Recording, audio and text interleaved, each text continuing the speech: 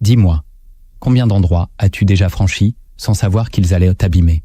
Il existe des lieux silencieux, invisibles à l'œil nu, qui ne sont pas faits de murs ou de rues, mais d'atmosphères empoisonnées, d'énergie toxique, de pièges psychologiques déguisés en opportunités. Le vrai danger ne se cache pas toujours dans l'interdit. Parfois, il te sourit, t'accueille, t'apprivoise. Et quand tu te rends compte que tu es prisonnier, il est déjà trop tard. Dans cette vidéo, je vais te révéler 7 endroits que tu dois éviter à tout prix. Ce ne sont pas des lieux géographiques, mais des territoires mentaux, émotionnels, sociaux, où ton âme se dissout peu à peu. Tu comprendras pourquoi certains choix détruisent plus que 1000 blessures. Avant d'aller plus loin, commente cette phrase. Je sens que certains endroits m'ont déjà volé une part de moi. Abonne-toi, reste jusqu'à la fin.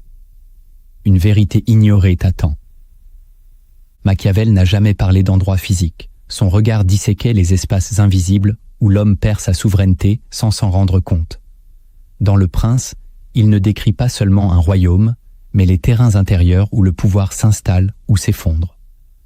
Les philosophes stoïciens l'avaient pressenti avant lui.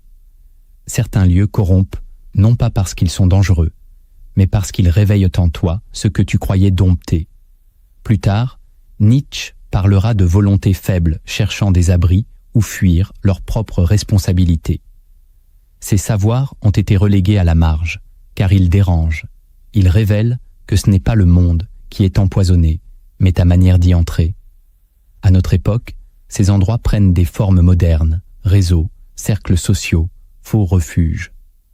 Pourtant, le piège reste le même. Entrer sans conscience, c'est offrir ton âme en silence. Ce que tu dois comprendre, c'est que chaque lieu dangereux porte un masque. Ils ne t'attaquent pas de face, ils t'endorment. Ils séduisent ton ego, stimulent ton besoin d'appartenance, flattent ta douleur. Et un jour, tu réalises que tu n'as plus rien à toi, même pas ta manière de penser. Voici le premier endroit que tu dois fuir à tout prix.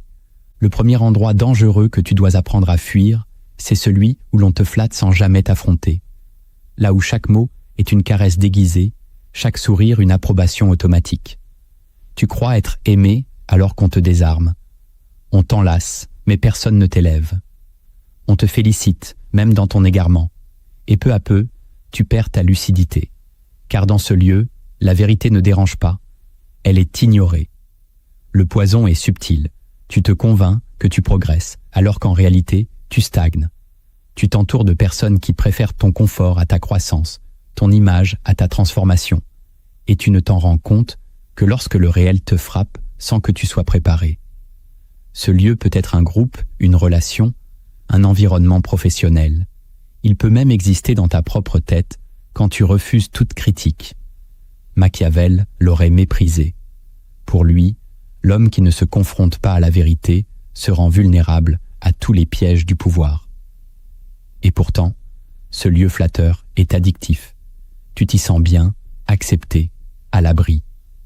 Mais souviens-toi, là où personne ne te corrige, c'est que ta chute est déjà en marche.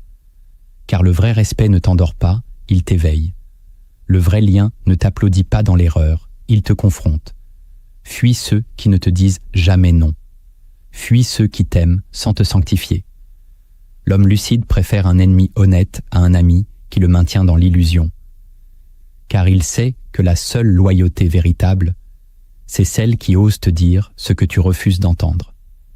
Et si aujourd'hui, tu t'entends uniquement applaudir, alors il est temps de changer de salle, de sortir de cette pièce et de chercher les voix qui blessent pour mieux t'élever. Le deuxième endroit dangereux où tu ne dois jamais t'installer, c'est celui où tout le monde pense la même chose. Là où les visages sont différents, mais les pensées identiques, où l'unanimité devient une prison dorée. Dans ces lieux, l'esprit critique est perçu comme une menace, la nuance comme une provocation. Tu ne réfléchis plus, tu répètes. Tu n'examines plus, tu consens. Et plus tu restes, plus tu t'éteins. Ce lieu peut prendre la forme d'une entreprise, d'une communauté spirituelle, d'un courant politique ou d'une simple bulle sociale sur les réseaux. Tout y est lisse, harmonieux, sécurisant. Mais c'est une harmonie toxique.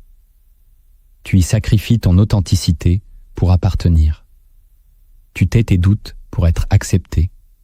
Tu masques tes réflexions pour ne pas déranger. Et à force de te conformer, tu perds ton axe. Machiavel savait que les foules aiment l'uniformité, mais que la vérité naît du conflit des idées. Il ne respectait pas les majorités silencieuses, mais les voix dissidentes qui osent encore interroger. Dans ce lieu, chaque fois que tu dis oui sans le penser, tu creuses ta propre tombe mentale. Car la pensée unique ne t'élève jamais. Elle te simplifie jusqu'à te rendre remplaçable. Plus rien ne te distingue, car tu n'es plus qu'un reflet de ce que l'on attend de toi. Et pourtant, il est difficile de partir. Car dans ce lieu, on te promet la paix, la stabilité, la reconnaissance. Mais le prix de cette paix, c'est la perte de ta flamme intérieure. Tu ne peux pas influencer un monde que tu crains de contrarier. Tu ne peux pas devenir grand dans un espace qui interdit la divergence. L'unité n'est noble que lorsqu'elle permet la pluralité. Dès qu'elle exige le silence, elle devient un piège. Alors quitte ces lieux trop lisses. Recherche les tensions créatrices, les cercles où l'on débat, où l'on se confronte, où la différence n'est pas une menace, mais une source de lumière. C'est là que tu retrouveras ta force. Le troisième endroit dangereux, c'est celui où tu n'as pas le droit d'échouer. Là où chaque faux pas est immédiatement jugé, exposé, puni. Dans cet espace, tu avances sur des œufs, tu calcules tes gestes, tu réprimes ta spontanéité. Tu ne vis plus, tu performes. L'échec devient une honte, non une leçon. Et cette peur de rater étouffe ton audace.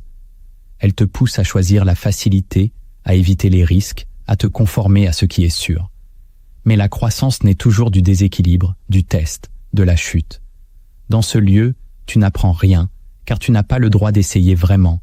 Tout ce que tu fais est guidé par la peur du regard des autres. Et quand tu réussis, ce n'est pas une victoire intérieure, c'est un soulagement extérieur.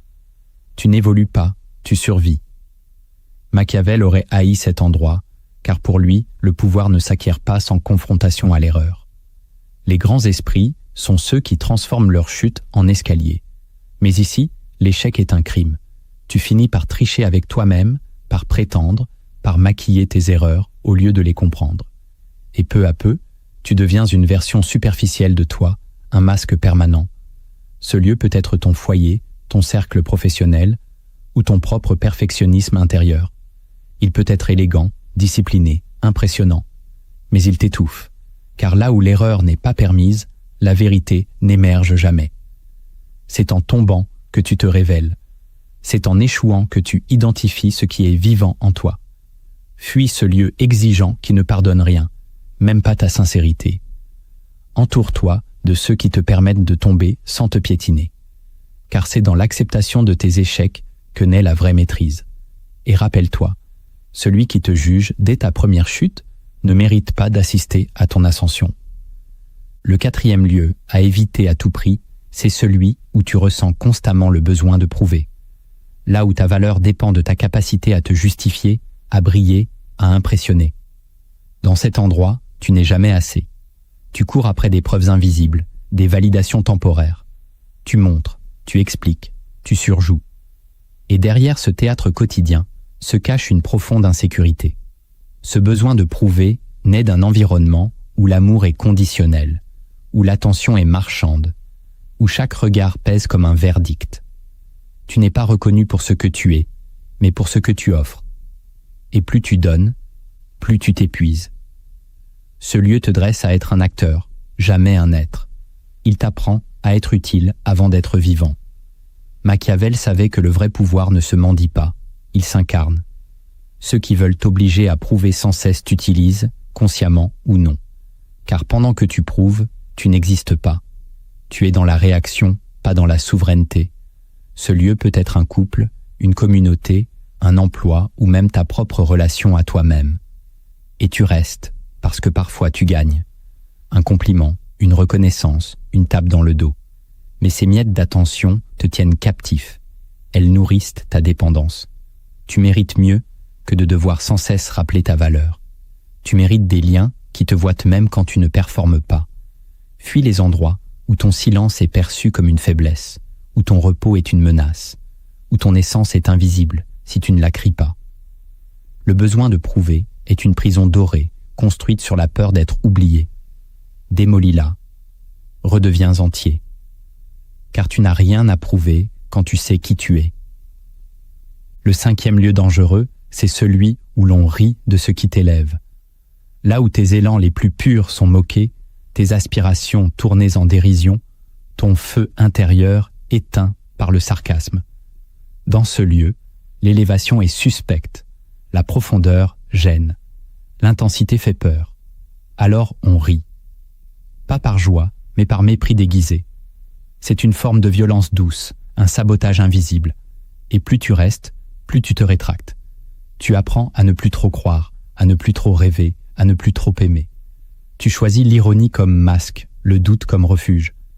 Ce lieu peut être un cercle d'amis, une famille, un espace professionnel. Il peut même exister en toi, quand tu tournes en dérision tes propres élans. Machiavel savait que la moquerie est l'arme des faibles pour dompter ceux qu'ils ne comprennent pas. Rire de ce qui élève est une stratégie pour ramener l'autre à une hauteur rassurante. Mais ce confort est toxique. Il te fait croire que viser haut est ridicule, que croire en quelque chose est naïf, que t'exprimer avec foi est une faute de goût. Et ainsi, tu t'endors, tu te résignes, tu deviens tiède, acceptable, conformiste. Ce lieu t'arrache à ton feu. Il t'apprend à avoir honte de ta lumière. Tu crois être mature, tu es juste éteint. Fuis ces rires qui blessent sans bruit. Fuis ces regards complices qui jugent en silence. Rappelle-toi, ce que l'on ridiculise est souvent ce que l'on envie en secret. Ne diminue jamais ce qui t'élève pour rester accepté. Ne réduis pas ta grandeur pour ne pas déranger. Ce monde a besoin de voix qui osent encore croire, même si ça fait rire ceux qui ont renoncé. Le 6e lieu dangereux est celui où tu n'es là que pour donner. Là où ta présence est utile, mais jamais honorée. Tu es celui qu'on appelle en cas de besoin, qu'on consulte en cas d'urgence, qu'on félicite quand il dépanne, mais qu'on oublie aussitôt après. Dans ce lieu, tu es un pilier invisible. Tu tiens sans qu'on te tienne. Tu portes sans qu'on te soutienne. Et avec le temps, tu confonds l'amour avec l'utilité. Tu restes parce qu'on te demande. Tu donnes parce que tu te crois nécessaire. Mais ce don constant devient un vol de toi-même, car on ne t'écoute pas, on ne t'attend pas, on ne s'émeut pas de ta fatigue. Tu n'as pas le droit d'être vide. Tu n'as pas le droit de demander à ton tour. Dans ce lieu, ton silence est pratique, ta bonté est exploitée. Et ce qui ressemblait à de la générosité devient une soumission déguisée. Machiavel aurait observé ce lieu avec mépris. Il savait que celui qui donne sans stratégie finit dévoré. Car là où tu offres sans équilibre, tu deviens remplaçable. Tu n'es plus aimé, tu es fonctionnel. Tu n'es plus vu, tu es utilisé. Et quand tu ne donnes plus, on te jette. Ce lieu peut être une famille, un groupe, une mission. Il peut même ressembler à un appel noble. Mais si ton âme s'y vide et qu'aucune main ne vient te relever, alors tu dois partir. Car ce n'est pas de l'amour, c'est de la consommation affective. Tu ne dois pas fuir le don, mais l'absence de réciprocité. Tu ne dois pas cesser d'aider, mais apprendre à discerner ceux qui t'aiment, même quand tu ne sers à rien. Tu mérites un lieu où ton repos est respecté, ton silence compris, ta lumière protégée. Fuis l'endroit où tu es utile, mais jamais nourri. Car dans ce désert, ton cœur se dessèche. Et un jour, tu n'auras plus rien à donner, même à toi-même. Le 7e lieu dangereux, c'est celui où tu deviens invisible, même à toi-même. Tu y vis sans exister. Tu parles sans t'écouter. Tu avances sans savoir pourquoi. Ce lieu n'est pas forcément hostile. Il est neutre, fonctionnel, tranquille. Et c'est justement cela le piège. Il ne t'agresse pas, il t'érode. Jour après jour, il t'efface doucement. Tu fais ce qu'on attend de toi. Tu dis ce qu'il faut dire. Tu souris parce qu'il faut sourire. Mais au fond, tu sens que quelque chose meurt. Ta joie n'est plus authentique. Tes pensées ne sont plus les tiennes. Tu es là, mais tu n'es plus là. Ce lieu peut être un emploi, une relation, une ville, une vie choisie par défaut. Tu t'y es installé parce que c'était raisonnable, pratique, sûr. Et maintenant, tu ne sais plus comment en sortir. Tu te regardes dans le miroir et tu ne reconnais plus la flamme. Tu dis que tu vas bien, mais ton silence hurle. Machiavel aurait appelé ce lieu la cage du confort inutile, car pour lui, l'existence sans intensité est une forme de trahison intérieure. Tu n'es pas né pour fonctionner, tu es né pour incarner. Mais ici, tu n'incarnes rien, tu exécutes. Tu te trahis chaque jour un peu plus, et tu le sais. Ce n'est pas la douleur qui t'épuise, c'est l'absence de sens. Tu n'es pas brisé, tu es absent. Et le plus tragique, c'est que personne ne te le reproche, car dans ce lieu, ton effacement arrange tout le monde. Moins tu déranges, plus tu es toléré. Moins tu vibres, plus tu es intégré. Mais à force de compromis, tu t'es oublié. Tu ne sais plus ce qui te passionne, ce qui t'indigne, ce qui te réveille. Tu dors les yeux ouverts. Il est temps de partir, même si tu n'as pas encore de plan, même si tu ne sais pas où aller, car tout est préférable à une vie où tu n'existes plus. Maintenant dis-moi, et écris-le en commentaire, je suis déjà resté trop longtemps dans un lieu qui m'effaçait. Ressens-tu l'un de ces 7 pièges dans ta propre vie aujourd'hui? Tu as vu les lieux, mais il existe plus dangereux encore ceux que tu portes en toi, car l'endroit le plus piégeux n'est pas extérieur. C'est un état, une posture, une illusion que tu entretiens. Cette partie révèle les vérités cachées de ton esprit, les zones interdites de ton ego, les contradictions qui te condamnent sans que tu le saches. Le premier piège intérieur, c'est de croire que tu peux transformer un lieu toxique sans te détruire toi-même. Tu te dis que tu seras la lumière dans l'obscurité, que tu vas les changer, les sauver, les élever. Et au nom de cette mission, tu acceptes l'inacceptable. Tu te mets à tolérer le poison parce que tu veux le purifier. Mais ce que tu ne comprends pas, c'est que certains lieux ne veulent pas être guéris. Ils existent pour te consumer. Et plus tu t'y investis, plus tu t'éteins. Tu crois être fort, mais en réalité, tu es aspiré. Tu te convaincs que ton amour suffira, que ta foi suffira, que ton endurance suffira. Mais ces lieux n'écoutent pas. Ils avalent. Ils n'ont pas besoin de ton bien, seulement de ton énergie. Machiavel aurait dit « Ne combats pas une forteresse qui se nourrit de ta pitié. » Tu crois qu'en t'oubliant, tu accomplis quelque chose. Mais ce que tu offres est dévoré sans gratitude. Ce piège est subtil. Il te donne l'impression d'être noble. En réalité, tu te perds. Tu n'as pas à t'user pour faire naître une conscience chez ceux qui fuirent la leur.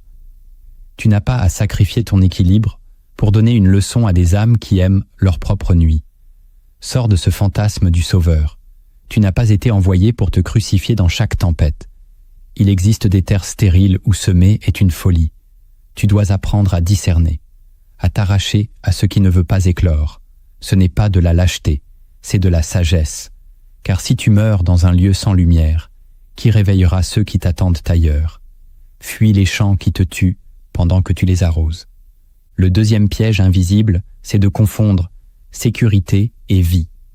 Tu restes dans un lieu parce qu'il est stable, prévisible, familier. Et tu appelles ça sagesse.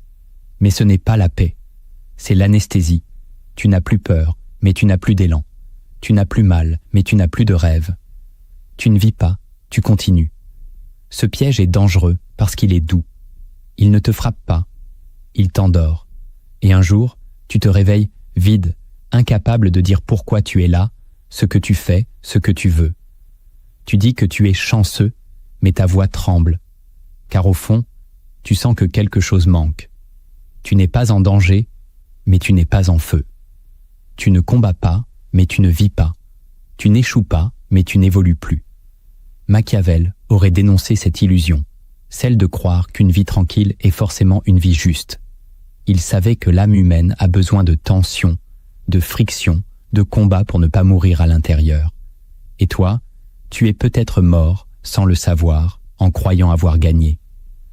Le piège de la sécurité, c'est qu'elle t'éloigne de ta transcendance. Elle te garde au sol alors que tu es né pour t'élever. Elle te rassure, mais elle ne te libère pas. Elle te protège, mais elle t'empêche. Ce lieu te paraît doux, mais il étouffe ta grandeur. Fuis les espaces où tu ne ressens plus rien. Fuis les rythmes qui ne t'excitent plus. Fuis les silences trop plats, les journées sans vertige, les relations sans frisson. Car vivre sans risque, c'est déjà commencer à mourir. Tu n'es pas fait pour la sécurité, tu es fait pour la vérité, même si elle blesse, même si elle tremble, même si elle brûle. Le troisième piège de l'esprit, c'est de penser que tu peux t'adapter à tout sans te perdre. Tu te dis que tu es flexible, résilient, que tu sais t'ajuster. Tu changes ton langage, tes envies, tes priorités, et tu crois que tu es intelligent. Mais à force de t'adapter, tu te dilues. Tu deviens l'eau qu'on verse dans tous les contenants. Tu prends la forme du lieu au lieu de transformer le lieu par ta présence. Et dans ce processus, tu perds ta forme intérieure. Tu oublies ce que tu aimes, tu oublies ce que tu refuses. Tu oublies même ce que tu crois. Ce piège est redoutable, car tu crois gagner. Tu crois survivre, alors que tu te transformes en fantôme.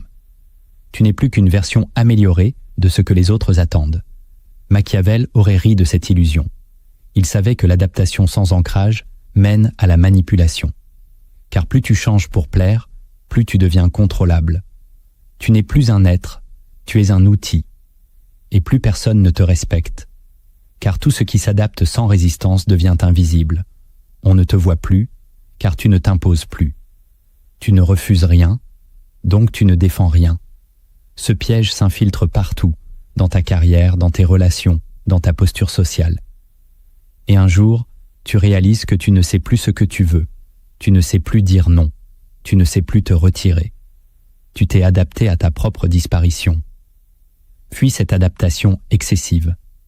Fuis ce besoin d'être aimé à tout prix. Rappelle-toi, ce que tu refuses de perdre est souvent ce qui t'enchaîne. Mieux vaut être seul avec ton axe que fusionner avec le monde sans colonne. Mieux vaut être tranchant que transparent. Le quatrième piège intérieur, c'est de croire que ta souffrance a une valeur morale en soi. Tu restes dans un lieu douloureux parce que tu crois que ta fidélité te sanctifie. Tu endures, tu pardonnes, tu persévères. Et tu appelles cela de la noblesse. Mais parfois, c'est de l'aveuglement. Tu confonds la croix avec la punition. Tu confonds le sacrifice avec la fuite de ta propre liberté. Ce lieu te fait mal, mais tu refuses de partir parce que tu veux prouver que tu es fort, loyal, spirituel. Et chaque jour, tu t'effaces un peu plus. Tu dis que c'est l'amour. Mais l'amour ne détruit pas, il élève. Tu dis que c'est Dieu. Mais Dieu ne te garde jamais là où ton âme pourrit. Machiavel aurait dénoncé cette forme de piété vide. Il savait que la souffrance sans sens est une prison. Ce n'est pas ta douleur qui te rend digne, c'est ce que tu fais avec elle. Et parfois, le courage, c'est de quitter. De reconnaître que rester est un renoncement à soi. Que cette fidélité est une trahison déguisée. Ce piège est d'autant plus fort qu'il flatte ton orgueil. Tu te vois comme un martyr. Mais tu n'es pas crucifié pour une cause. Tu es suspendu à un mensonge. Tu crois que plus tu souffres, plus tu es juste. Mais parfois, souffrir, c'est simplement refuser de vivre. Fuis cette illusion. Tu ne dois rien à un lieu qui ne te reconnaît pas. Tu ne dois pas prouver ta valeur à ceux qui te méprisent. Ta vie vaut plus que ta douleur. Et parfois, la vraie foi, c'est de partir quand tout le monde te dit de rester. Le cinquième piège intérieur, c'est de croire que tu as encore le temps. Tu te dis que tu partiras un jour, que tu changeras plus tard. Tu sais que l'endroit te ronge, mais tu attends. Tu attends un signe, une force, un miracle. Et pendant ce temps, tu te perds. Chaque jour passé dans un lieu qui t'affaiblit est un jour volé à ta grandeur. Ce piège est lent, sournois. Il te murmure que ce n'est pas si grave, qu'il y a pire, que tu dois être patient. Et tu l'écoutes parce que changer fait peur. Parce que partir implique de recommencer. Mais pendant que tu rationalises, tu t'enracines. Et plus tu restes, plus tu doutes. Et plus tu doutes, plus tu restes. C'est un cercle fermé. Machiavel aurait dit « L'homme faible attend, le fort tranche ». Tu crois que la sagesse, c'est la patience. Mais parfois, c'est une excuse. La vraie sagesse, c'est de ne pas gaspiller ce que tu ne pourras jamais récupérer. Ta vie. Ce lieu te vole des jours, des saisons, des années. et il ne te rendra rien. Tu ne pourras pas facturer ce temps perdu. Tu ne pourras pas rattraper les versions de toi qui auraient pu naître ailleurs. Ce piège est dangereux, car il te laisse lucide, mais inactif. Tu sais, mais tu ne bouges pas.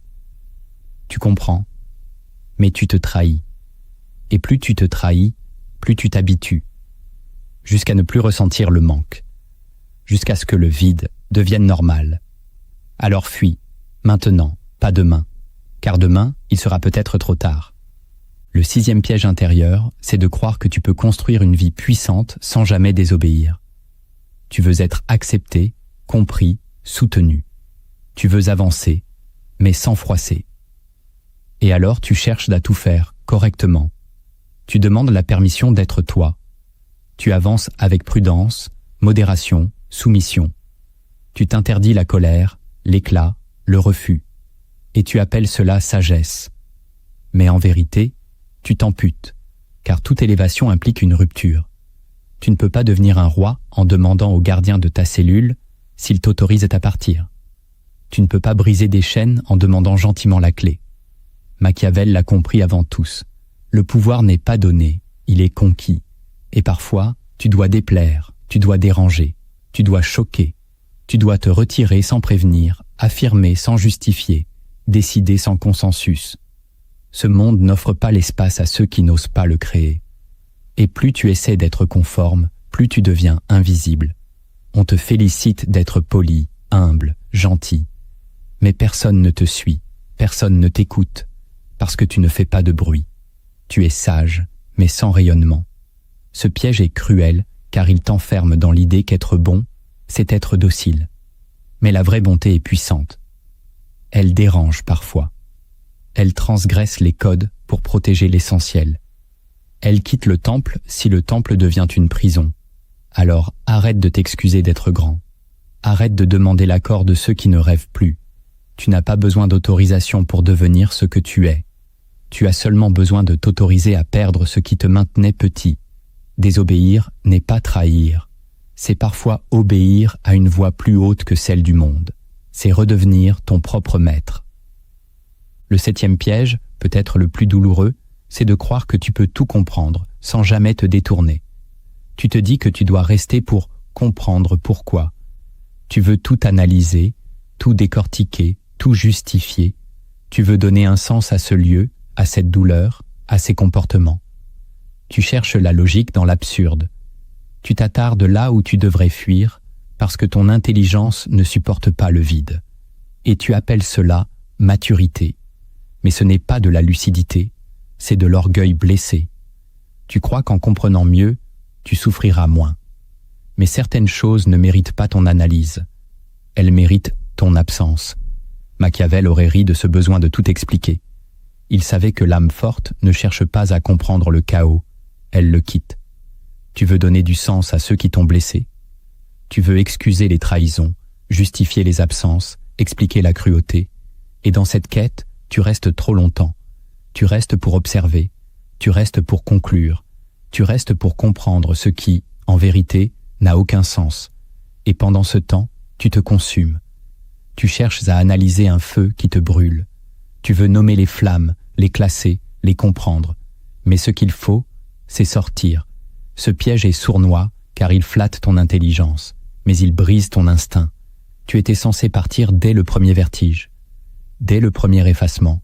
Tu n'étais pas censé rester pour écrire un livre sur ta propre disparition. Tu n'as pas besoin de comprendre pourquoi on t'a blessé pour décider de guérir. Tu n'as pas besoin de tout saisir pour avancer. Le mystère ne doit pas te retenir. Il doit te libérer. Certaines réponses viendront plus tard, d'autres ne viendront jamais. Mais tu dois marcher quand même, quitter même sans tout savoir, sauver ta lumière même sans explication. La vérité, c'est que tu sais déjà, et ce savoir-là te suffit. Tu ne peux pas te contenter de comprendre ces lieux. Tu dois les désinstaller de ta vie. Tu dois te réentraîner à discerner ce qui, en apparence, t'apaise, mais qui en réalité t'ampute. Ces techniques ne sont pas des conseils. Ce sont des mécanismes de reconquête intérieure. Si tu les pratiques, tu récupéreras des années entières de ta vie. Le premier levier de transformation, c'est de renouer avec l'écoute de ton inconfort intérieur. Tu as été formé à fuir ce malaise subtil qui monte en toi quand un lieu n'est pas fait pour toi. Tu le minimises, tu le rationalises, tu l'habilles de patience ou de loyauté. Mais c'est lui ton premier allié. Ce n'est pas un caprice, c'est un signal. Tu dois réapprendre à le prendre au sérieux. Quand tu ressens ce resserrement dans ta poitrine, ce doute qui revient la nuit, cette sensation que tu deviens quelqu'un d'autre, ce n'est pas dans ta tête. C'est ta boussole, et plus tu l'ignores, plus tu t'enfonces. Cette technique consiste à créer une habitude sacrée. Interroger ton corps, tes pensées, ton état, chaque fois que tu t'apprêtes à rester dans un lieu. Pose-toi la vraie question. Est-ce que ce lieu me fait respirer ou me contracter? Est-ce qu'il amplifie mon feu ou l'éteint? Machiavel aurait respecté cette lucidité. Pour lui, le pouvoir commence par le sens du réel. Et ce réel, tu ne peux pas le capter uniquement avec ton mental. Tu dois écouter ce que ton âme te chuchote. Ne cherche pas à tout comprendre. Apprends à reconnaître, à ressentir, à t'arrêter. L'inconfort est parfois plus vrai que 1000 analyses. C'est lui qui t'avertit avant que l'effondrement arrive. Mais tu l'as souvent anesthésié. Il est temps de le réveiller, d'en faire ton partenaire. Ta discipline, c'est de ne plus rester là où tu ressens une micro-mort quotidienne. Ce que tu ressens profondément est souvent plus fiable que ce que l'on te dit rationnellement. Honore ce langage invisible, il est ta dernière alarme. Le deuxième levier, c'est d'apprendre à partir sans justification. On t'a enseigné que partir est une offense, que s'éloigner exige toujours une explication.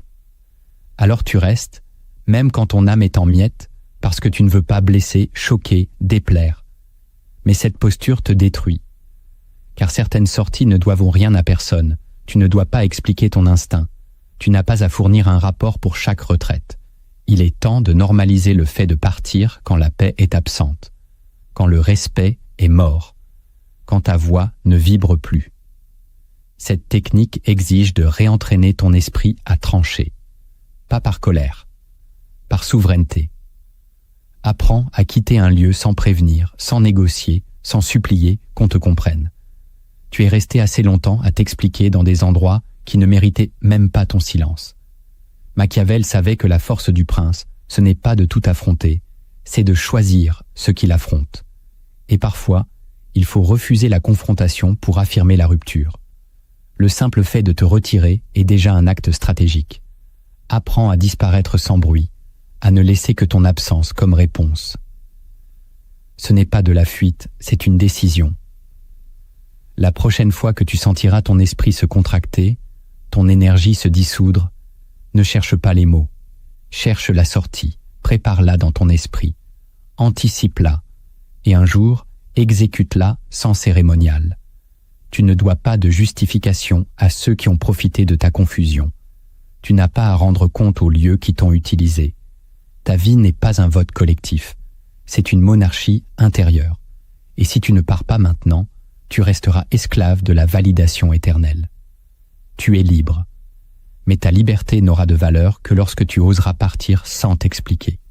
Le troisième levier, c'est de neutraliser la flatterie avant qu'elle ne t'endorme. La flatterie est douce, séduisante, confortable, mais elle est aussi l'arme préférée de ceux qui veulent te contrôler sans te blesser. Elle ne t'attaque pas, elle te berce, et pendant qu'elle t'endort, elle te désarme. Tu dois donc apprendre à la repérer et à lui résister. La technique ici consiste à développer une vigilance intérieure. Chaque fois qu'on te flatte, interroge-toi, est-ce mérité, est-ce précis, est-ce utile, ou est-ce vague, répétitif, suspect? Plus la flatterie est générique, plus elle cache un piège. Machiavel écrivait que le peuple veut être flatté, mais que le dirigeant doit s'en méfier, car elle affaiblit sa lucidité. Toi aussi, tu dois rester lucide. Remplace la gratification immédiate par une exigence intérieure. Cherche moins l'approbation que la vérité. Apprends à te dire la vérité même quand on t'encense. Ne crois pas que tu avances simplement parce qu'on t'applaudit. Parfois, on t'applaudit pour que tu restes immobile. Parfois, on te félicite pour éviter de t'affronter. Et toi, tu t'endors sur des mots doux. Tu deviens dépendant. Chaque compliment devient une dose. Et un jour, tu ne peux plus bouger sans l'approbation extérieure. C'est ainsi que les rois deviennent des pantins. La solution, c'est la lucidité froide. Sois attentif à ce qui t'endort et développe cette capacité rare. Refuser la flatterie qui ne t'édifie pas.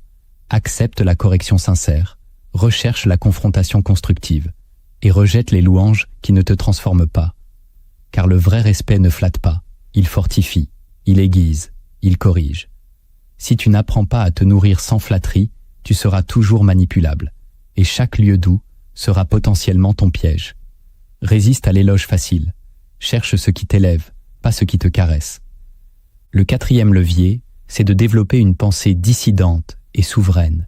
Tu dois reconstruire ton esprit pour qu'il ne soit plus perméable à l'unanimité. Car la pensée dominante n'est pas toujours la plus vraie. Elle est souvent la plus répétée, la plus promue, la plus confortable. Mais elle t'éteint. Ta survie intérieure dépend de ta capacité à penser contre le courant. Cela ne signifie pas être systématiquement dans l'opposition. Cela signifie penser par toi-même. Refuser les réflexes, les slogans, les certitudes prêtes à porter. Cette technique implique un exercice quotidien. Interroger les évidences. Douter de ce que tout le monde accepte. Remettre en question ce que l'on ne t'a jamais appris à questionner. Tu ne peux pas sortir des lieux dangereux si ton esprit est encore soumis aux modèles qu'ils imposent. Machiavel n'a jamais suivi la morale de son époque. Il l'a disséquée, il l'a dénoncée, il l'a contournée. C'est pour cela qu'il a survécu à tant de tempêtes. Toi aussi, tu dois forger ton autonomie mentale. Lis ce que les autres ne lisent pas. Fréquente des pensées que ton cercle ne comprend pas. Expose-toi à des visions contradictoires. Apprends à soutenir une idée sans que personne ne l'approuve autour de toi. Le but n'est pas d'avoir raison. Le but est d'être libre. Et la liberté commence par une dissidence intérieure, une solitude lucide, un refus silencieux. Dans ce monde saturé de consensus superficiel, la pensée souveraine est un acte de rébellion. Tu ne pourras jamais te libérer d'un lieu tant que tu partages encore ces schémas mentaux. Tu ne pourras pas quitter ce qui te détruit si tu continues à en valider la logique. Alors désapprends, reprogramme ton esprit et redeviens dangereux pour les systèmes qui veulent te fondre dans la masse. Le 5e levier, c'est d'installer une alarme émotionnelle contre l'effacement. Tu dois cesser de normaliser le fait de t'éteindre dans certains lieux. Ce n'est pas anodin. Ce n'est pas passager. C'est un signal vital. Chaque fois que tu te surprends à parler moins, à douter plus, à respirer plus court, à attendre qu'on te donne la permission d'exister, quelque chose ne va pas. Cette technique consiste à enregistrer ces micro-trahisons de toi-même, à les nommer, à les refuser. Tu dois cesser de t'adapter à des espaces où tu diminues pour être toléré. Machiavel aurait méprisé un homme qui accepte de survivre là où il ne peut pas régner. Ce que tu ressens est réel. Et ton effacement est une alerte rouge. Pas une période de transition. Pas un simple passage à vide. Une perte, une érosion, une disparition lente. Installe dans ton esprit un mécanisme simple. Chaque fois que tu t'entends dire « ce n'est pas si grave », arrête-toi. Analyse. Ce que tu tolères finit par te définir. Ce que tu acceptes finit par te remodeler. Ce que tu excuses finit par t'enterrer. Tu ne peux pas briller dans un lieu qui exige ta discrétion. Tu ne peux pas t'épanouir là où l'on ne célèbre que ta soumission. Cette alarme émotionnelle doit devenir ton réflexe. Quand tu sens que tu deviens flou, que ta parole tremble, que ta présence se contracte, ce n'est pas toi qui es faible, c'est le lieu qui est toxique. Apprends à partir dès le premier effacement, car chaque fois que tu restes après t'être tu creuses ta propre absence. Le 6e levier, c'est de distinguer ta mission de ta dépendance au chaos. Tu restes dans certains lieux parce que tu te racontes une histoire. Tu crois que c'est ta mission. Tu dis que tu es là pour les aider, pour soutenir, pour guérir, pour inspirer. Mais ce que tu refuses d'avouer, c'est que tu as besoin de ce chaos. Tu ne sais plus vivre dans la paix. Tu es devenu dépendant du désordre, de l'adrénaline, du besoin de réparer. Ce lieu te donne un rôle, il justifie ta présence, et tu confonds ton action avec ton identité. Mais ce n'est pas une mission, c'est une addiction. Tu ne sauves pas, tu compenses. Tu ne bâtis pas, tu t'épuises. Tu ne guides pas, tu t'accroches. Machiavel savait que l'homme a besoin de conflits pour exister, mais il faut les choisir. Et surtout, il faut savoir en sortir. Tu dois apprendre à t'observer dans ces dynamiques. Te demander, est-ce que je suis ici pour construire ou pour survivre? Est-ce que ce lieu me nourrit ou me vide? Tu dois oser reconnaître que ce que tu appelles vocation est parfois une fuite bien habillée. Car sans ce lieu brisé, tu ne sais plus qui tu es. Tu t'es défini par la crise. Et dès qu'elle disparaît, tu te sens inutile. Alors, tu restes. Tu entretiens le désordre pour garder ta place. C'est un piège profond. La vraie mission n'a pas besoin de drame pour exister. Elle peut fleurir dans le calme, dans la clarté, dans l'ordre. Apprends à ne plus chercher la guerre pour te sentir vivant. Apprends à ne plus dépendre de la douleur pour te sentir légitime. Détache-toi de ces lieux chaotiques. Ils ne t'élèvent pas, ils te distraient. Et pendant que tu t'agites, tu oublies ton vrai royaume. Celui qui ne réclame pas ta souffrance, mais ton autorité paisible. Le 7e levier, c'est de discipliner ta vie autour du silence stratégique. Tu parles trop des lieux que tu veux quitter. Tu les analyses, tu les racontes, tu les revis. Et sans t'en rendre compte, tu les fais exister encore. Tu donnes du pouvoir à ce que tu dénonces. Tu nourris l'ancien en voulant l'expliquer. Mais ce que tu veux vraiment quitter, tu dois d'abord cesser de commenter. Le silence n'est pas une fuite. C'est une épée. C'est une coupure. Une réorientation mentale. Cette technique consiste à t'imposer une loi. Ne plus nommer les lieux que tu as quittés. Ne plus les justifier. Ne plus en débattre. Les effacer de ta narration. C'est ainsi que tu coupes les ponts intérieurs. Car le plus grand piège, c'est de partir physiquement tout en restant mentalement accroché. Tu te dis libre, mais tu continues de parler de ce qui t'a blessé. Tu dis avoir tourné la page, mais tu la relis chaque soir. Machiavel aurait conseillé le silence non par faiblesse, mais par tactique. Il savait que celui qui parle trop perd de sa force, que le pouvoir s'installe dans le mystère, la distance, l'effacement maîtrisé. Toi aussi, tu dois apprendre à faire de ton retrait un mur, et de ton silence un acte de fermeture.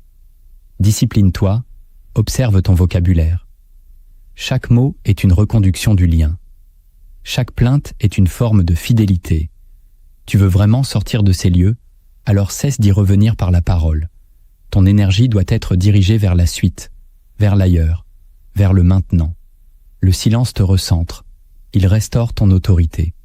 Il ferme la porte sans bruit, mais avec force. Et quand tu sauras te taire face à ce qui t'a détruit, c'est que tu auras enfin repris le pouvoir. Tu sais maintenant que les lieux les plus dangereux ne sont pas ceux que l'on voit, mais ceux que l'on accepte en silence. Ils ne portent pas de chaînes, ils t'offrent des fauteuils. Ils ne crient pas, ils chuchotent. Ils ne frappent pas, ils attendent que tu t'endormes. Et pendant que tu t'adaptes, ils te dissolvent. Le monde n'a pas besoin de plus d'âmes éteintes qui disent « tout va bien ». Il a besoin de consciences réveillées qui osent partir, couper, trancher. Tu n'as pas été créé pour survivre dans des espaces trop étroits pour ton feu intérieur. Tu n'as pas été façonné pour être toléré, mais pour transformer. Et parfois, transformer, c'est s'éloigner. C'est refuser de donner son souffle à un lieu qui ne le respecte pas. Ce que tu fuis aujourd'hui, c'est ce qui t'a déformé hier. Et ce que tu refuses d'abandonner, c'est peut-être ce qui t'empêche de renaître. Machiavel ne demandait pas que l'on aime ses vérités, il exigeait qu'on les affronte. À ton tour, affronte les tiennes. Regarde les lieux que tu fréquentes, ceux que tu crées, ceux que tu tolères, et demande-toi, est-ce que je vis ou est-ce que je me conserve? Si cette vidéo a ouvert quelque chose en toi, ne laisse pas ce moment mourir.